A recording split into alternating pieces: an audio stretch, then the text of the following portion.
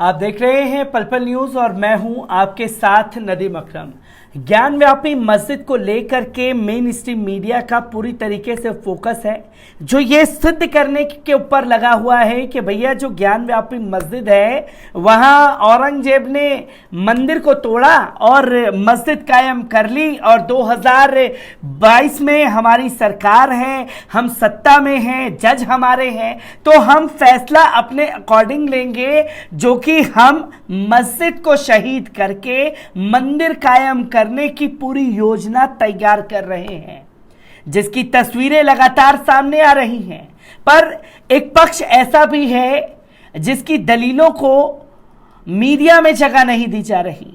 वो दलीलें हैं मुस्लिम पक्षकारों की, जहां मुस्लिम पक्षकारों ने क्या कुछ कहा है, क्या कुछ कदम उठाए हैं, इसकी जानकारी गोदी मीडिया को नहीं है। पर वो लगातार ये बताने की कोशिश कर रहा है कि मुस्लिम पक्षकारों के पास तो सबूत ही नहीं है, शिवलिंग मिल गया, बस अब उन्हें तो मस्जिद खाली कर देनी चाहिए। यही बातें लगातार बताने की कोशिश की जा रही है।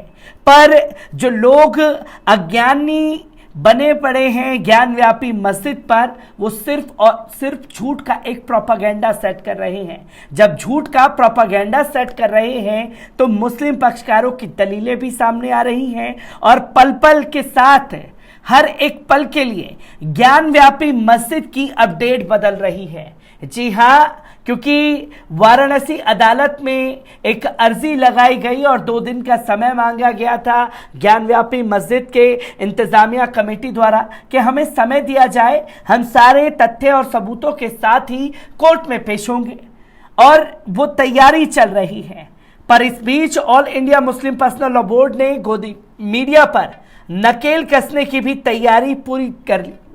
क्या कुछ all India Muslim personal law board में हो रहा है ज्ञान व्यापी मस्जिद को लेकर के, उसके ऊपर भी बात की जाएगी। और किस तरह से इंतजामिया कमेटी ने अपनी अर्जी इलाहाबाद हाई कोर्ट में लगाई थी, खासतौर पर वाराणसी कोर्ट में लगाई थी, इसकी भी जानकारी आप लोगों के साथ साझा कर रहा हूं। सबसे पहले नजर डालते हैं ज्ञान व्यापी मस्जिद मामले में। अंजुमन इंतजामिया मस्जिद ने अपने आपत्ति दायर करने के लिए वाराणसी की अदालत से 2 दिन का समय मांगा था, जिसे कोर्ट ने स्वीकार कर लिया है।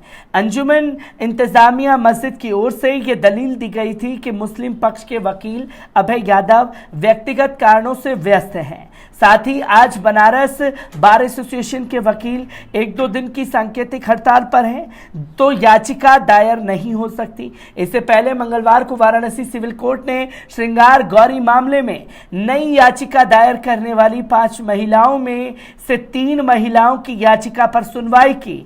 दूसरी अर्जी में 3 महिला याचिकाकर्ताओं ने मांग की है कि पूर्वी दीवार और नंदी जी मुख के सामने वाले तहखाने वाली दीवार को हटाया जाए और वहां पाए गए शिवलिंग की लंबाई और चौड़ाई यानी माप ली जाए।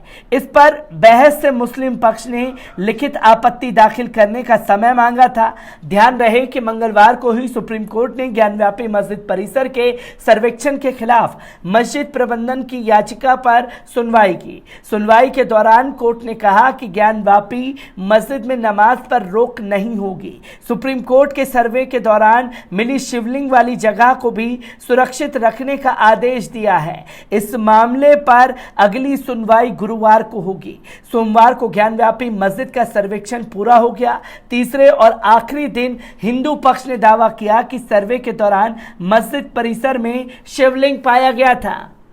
जहां पूरी दलीलें सुप्रीम कोर्ट में चल रही हैं, वाराणसी कोर्ट में जो जज हैं वो लगातार इस पर पैनी नज़र बनाए हुए हैं, क्योंकि जज के हस्तक्षेप के बाद ही मस्जिद का सर्वे करवाया गया और सर्वे को 4 दिन की इजाज़त दी गई और चौथे दिन जो है क्या कुछ हुआ वो आप लोगों के सामने है।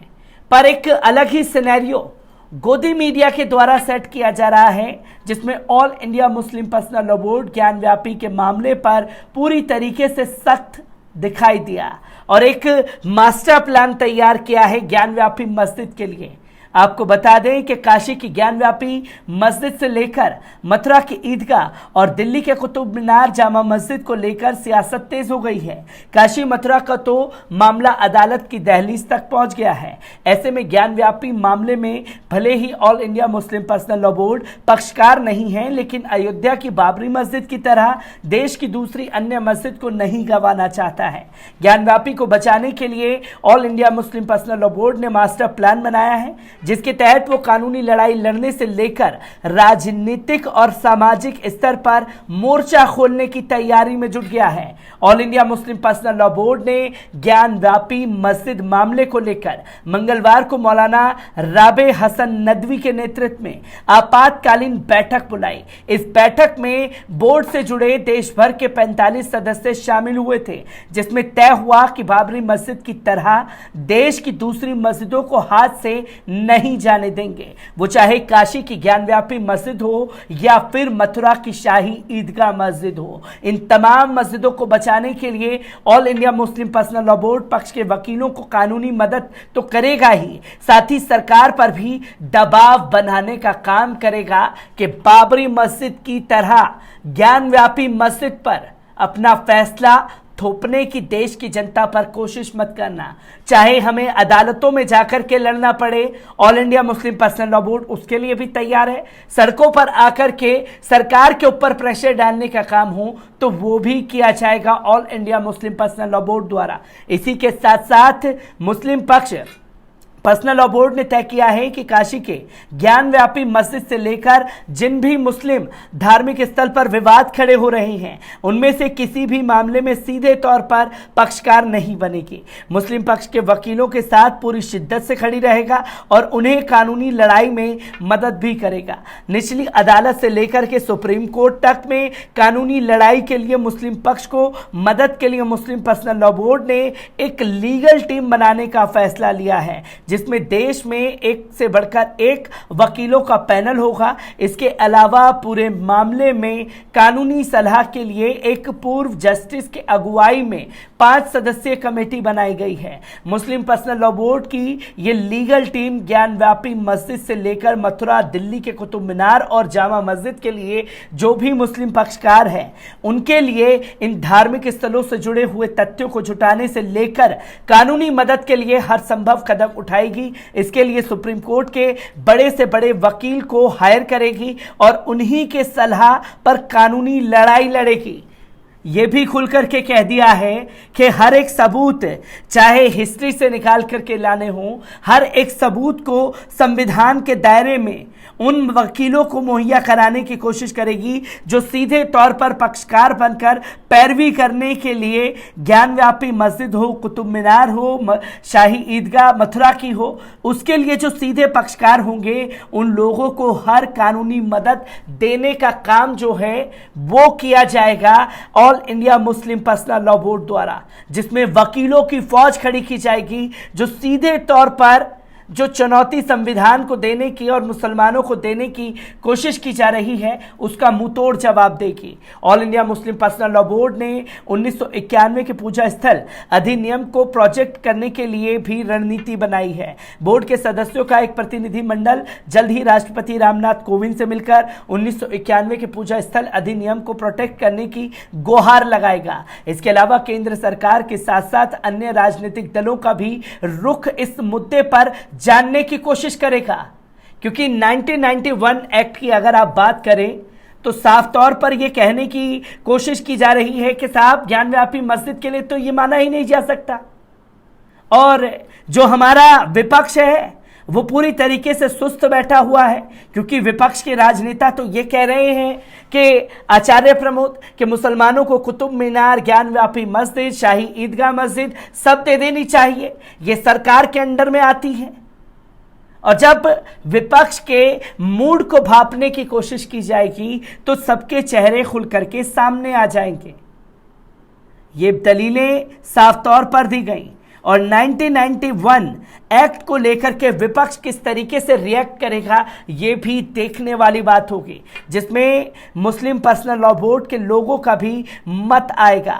और 1991 एक्ट के खिलाफ ऐसे में संविधान और कानून के बचाने के लिए राष्ट्रपति ही आखिरी उम्मीद है। माना जा रहा है कि बोर्ड अब राष्ट्रपति से मिलकर केंद्र सरकार की सियासी दबाव बनाना चाहता है, जहां मुस्लिम पर्सनल लॉ बोर्ड के तमाम दिग्गज जाकर के रामनाथ कोविंद से 1991 एक्ट के लिए बात करेंगे और उसे प्रोटेक्ट करने की बात कही जाएगी। तो वहीं मुस्लिम पर्सनल लॉ बोर्ड ने सामाजिक स्तर पर भी अब धार्मिक स्थलों को बचाने के लिए लड़ाई लड़ने की रणनीति बनाई है, जिसकी तस्वीरें लोगों के सामने लगातार आ रही हैं। मुस्लिम पर्सनल लॉ बोर्ड ने मुस्लिम पक्ष को कानूनी मदद के लिए लीगल टीम भी गठित की गई है। तो मीडिया में पक्ष रखने के लिए बोर्ड के सदस्यों की 3 सदस्यीय कमेटी गठित की गई है। ये टीम रोजाना की गतिविधियों पर नजर रखेगी और उस आधार पर प्रेस नोट तैयार करेगी।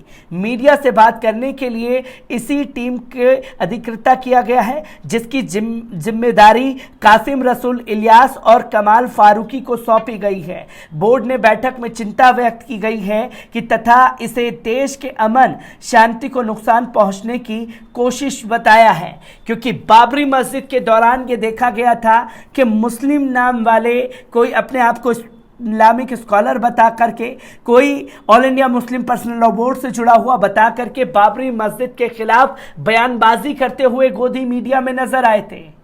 इसके ऊपर भी सख्ती खासतौर पर all India Muslim personal law board के दायरा तैयार कर ली गई है। 2 नाम सामने कर दिए हैं। जो भी दलीलें मीडिया में रखनी होंगी वो इनके जरिए ही all India Muslim personal law board की तरफ से रखी जाएंगी।